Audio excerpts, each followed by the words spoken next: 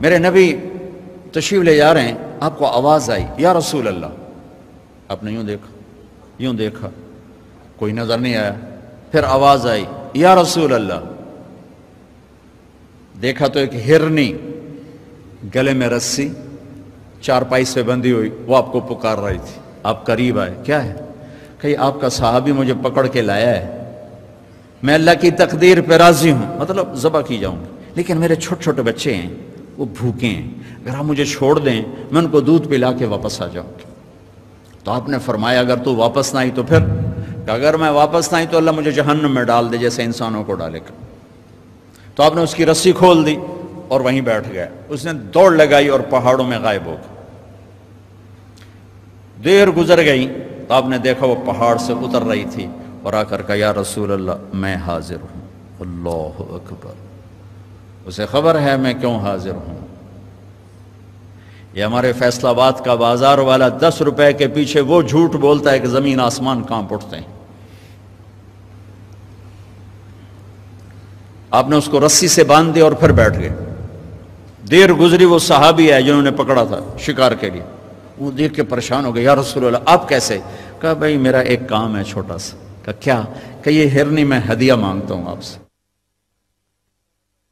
کہا یا رسول اللہ ہم تو جان قربان کرنے کے پیچھے پھر رہے ہیں، آپ ہرنی کہتے ہیں؟ کہ بس یہ دے دو، کلے لو۔ تو آپ نے اس کی رسی گردن سے نکالی، کہا الحق بأہلک، جا اپنے بچوں کے پاس چلی جا، سچ نجات دیتا ہے، جھوٹ ہلاک کرتا ہے۔ میرے بچوں ایک ہرنی جتنی سچائی سیکھ لو، اپنی زندگی سے جھوٹ نکالو اگر اللہ کو پسند آنا چاہتے ہو۔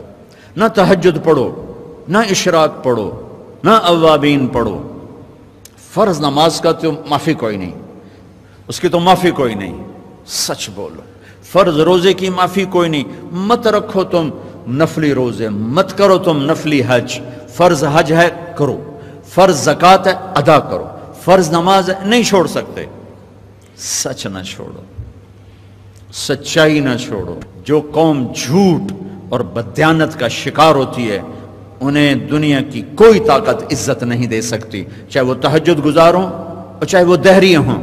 اور جو قوم سچ اور امانت پہ کھڑی ہو جاتی ہے انہیں کوئی شے ذلیل نہیں کر سکتی، چاہے وہ ایمان والے ہوں اور چاہے وہ 360 پتھروں کے پجاری ہوں۔ اپنی زندگی سے جھوٹ نکال دو اللہ کے واسطے۔ لمبی چوڑی بندگی ہے، میں نے فرض کے لیے تو میرے پاس کوئی چوائس کوئی نہیں کہ چلو اے کر لو تو اے نہ کرو۔ فرض تو فرض ہے، اس سے تو میں نکل نہیں سکتا، نہ آپ نکل سکتے ہیں۔ لیکن میرے عزیزو سچے بن جاؤ، سچے بن جاؤ، دیانتدار بن جاؤ، دیانتدار بن جاؤ۔ جو وقت یونیورسٹی کا ہے اس میں اگر آپ اپنے کام پہ جا رہے ہیں تو یہ آپ بددیانتی ہے۔ یہ خیانت صرف یہ نہیں کہ تم نے پیسے میں خیانت کی، ٹائم کی خیانت ہے۔ یونیورسٹی کے ٹائم میں پروفیسر صاحب اخبار پڑھ رہا ہے، یہ خیانت ہے اس وقت کے ساتھ جس کی گورنمنٹ اس کو تنخواہ دے رہی۔ یونیورسٹی کے ٹائم میں وہ حاضریاں لگا کے اور اپنے کام کو جا رہا ہے، یہ خیانت ہے اس ٹائم کے ساتھ جس کی وہ تنخواہ لے رہا ہے۔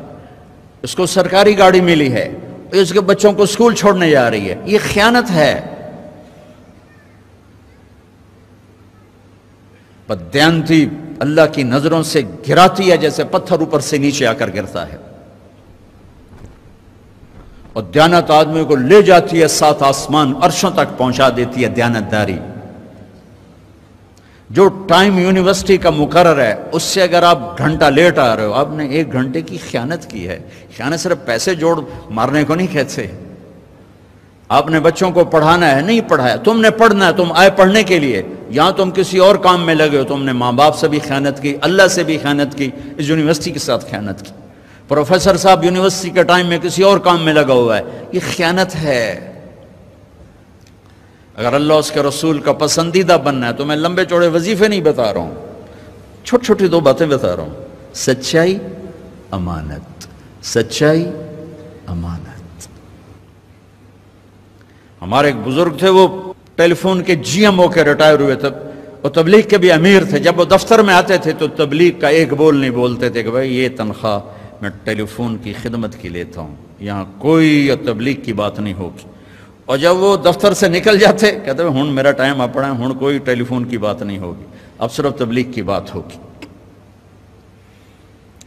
میرے بچوں، بددیانتی نے ہمیں زیرو کر دیا ہے۔ یہ تو اجتماعی زندگی کے لحاظ سے میں کہہ رہا ہوں۔